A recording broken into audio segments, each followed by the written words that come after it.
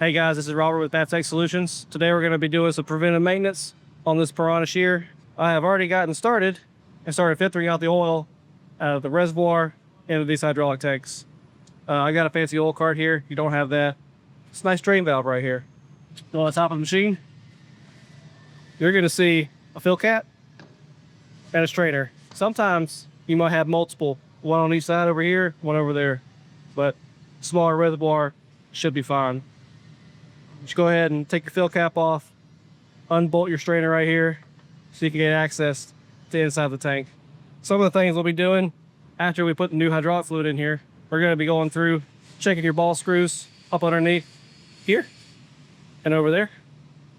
We're going to be making sure that the back gauge right here moves freely, no jerking. We're going to check the gap between your top blade and your bottom blade in there to make sure, everything's shearing right. You're not going to leave any burrs or anything. We have some grease fittings here, one on top. Same thing on the other side. We'll have some grease fittings. One here, one on top, as well as two in the front. One here and one right over there. First things first though, always make sure your machine is powered off. I have it turned off here, as well as the main circuit breaker on the other side of the room. It's locked out. Safety first, always. Make sure nobody's gonna be over here messing with the machine, trying to run it, and you might lose the fingers. So nobody wants that. Always, always, always do not put your hands in between your blades or your hydraulic hold downs, which are inside of here. If you do, it may or may not take your fingers off. Always be careful. Safety first, guys. All right, so got the oil drained out of here into your tanks.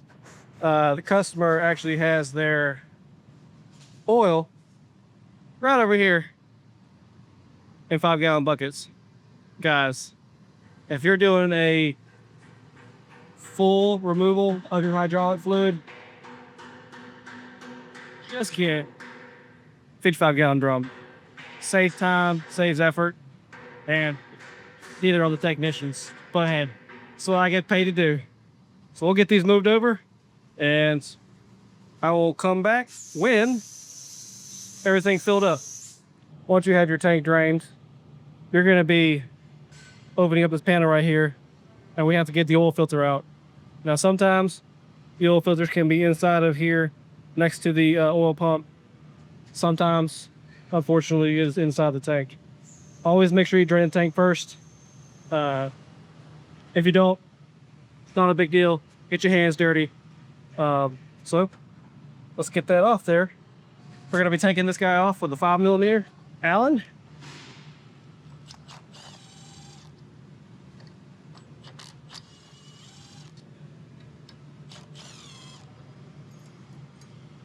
Sometimes things like this you get in the way. You have your pressure line right here. Sometimes manufacturers like to make it directly over top of the bolts, so just be mindful. Don't skip your bolts.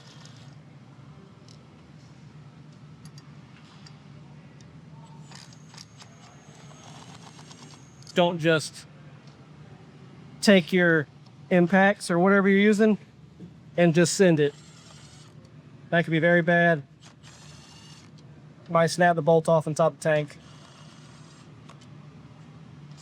and then you have created more work for yourself.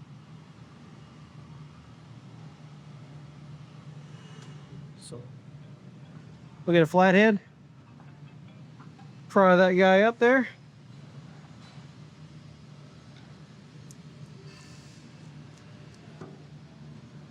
What is behind door number 1?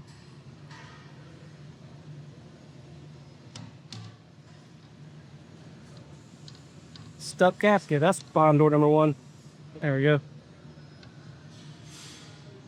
So, now you see, filter down inside of there. We'll go ahead and get that guy off.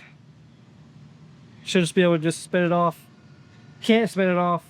There is a nut right here. Get a wrench on it. 99% of the time, you can just spin it off though.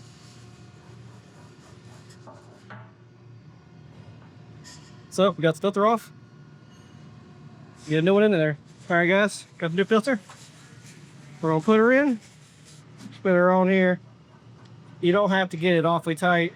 If you get it super tight, the mechanic will be very appreciative to you, and he will be saying your name that day.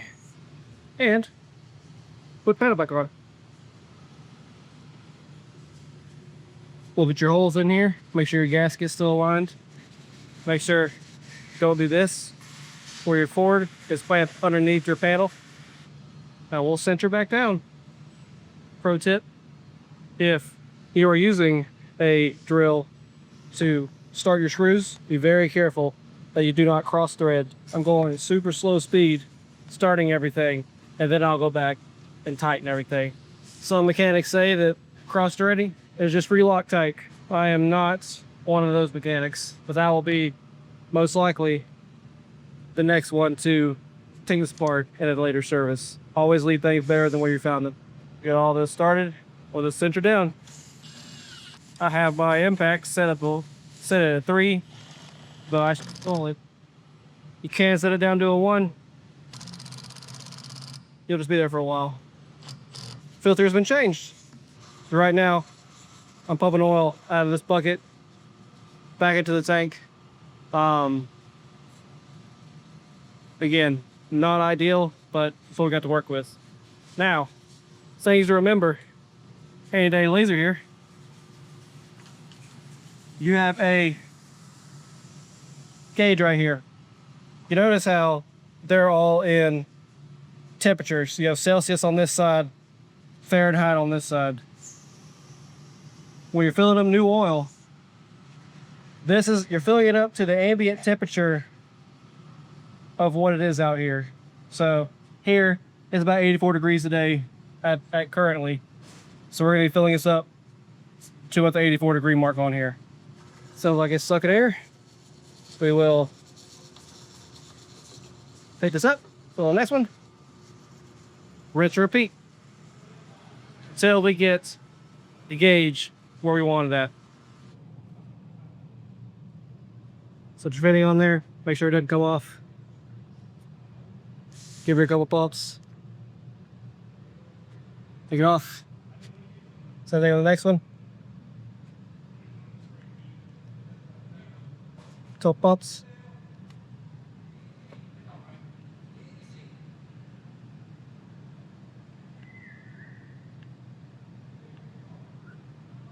We will come back and clean all the residual grease off of that.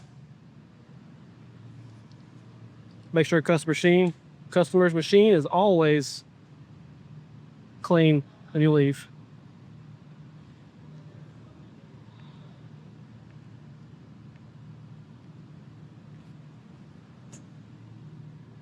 This is just normal grease, general purpose. Sometimes you can use the red bearing grease. It will be a little stickier, a little tackier, but it'll all work the same.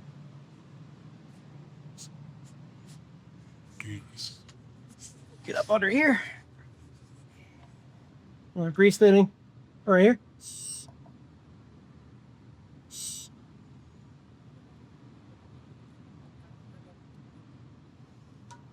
Okay, one on the bottom.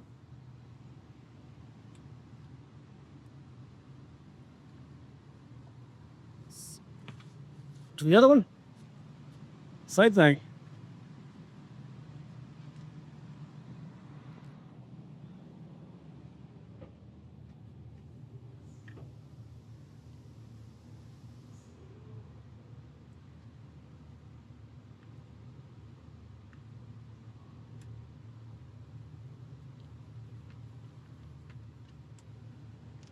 So, everything's greased.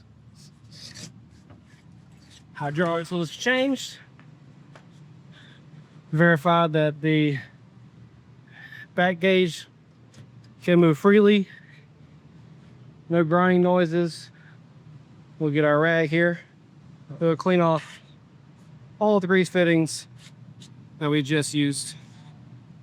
Make sure it's nice and clean for the customer. Customers don't like dirty machines. We'll run the machine a few times to verify that it still operates normally.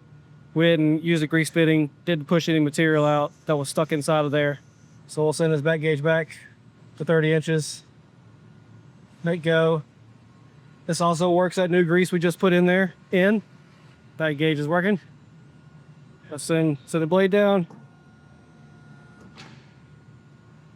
Work in.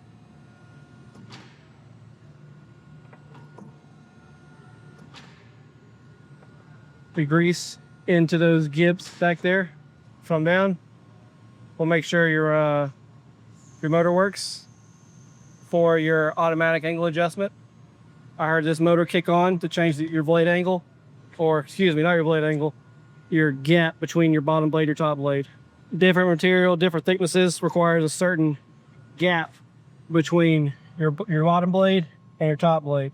Thinner material, they will be closer together. Thicker material and different types of material will either be further out or kind of in between. But it is working. Try it one more time. I'm gonna try to see if I can get y'all a better view of that. So your gap, not 2 inches, say 20 thousandths. Hit go. You see this? Saw this move? This moved. Trained it back. I'll hit go. You'll see this guy move. And that guy move. Blade motor's working. Hold downs are working. Blade's coming up and down just fine. Charge the oil.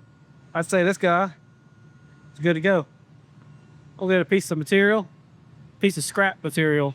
Very important. You don't want to use a customer's good material unless you have prior authorization to use it. Customer does not have any scrap material at the moment. They just did a big cleanup. This being a welding school, there really isn't a such thing as scrap material. They use everything. So we won't be able to test the cutting capabilities of this. They don't have anything they need to cut. So we will put that in our service report. So that is it for the PM on the Piranha Shear.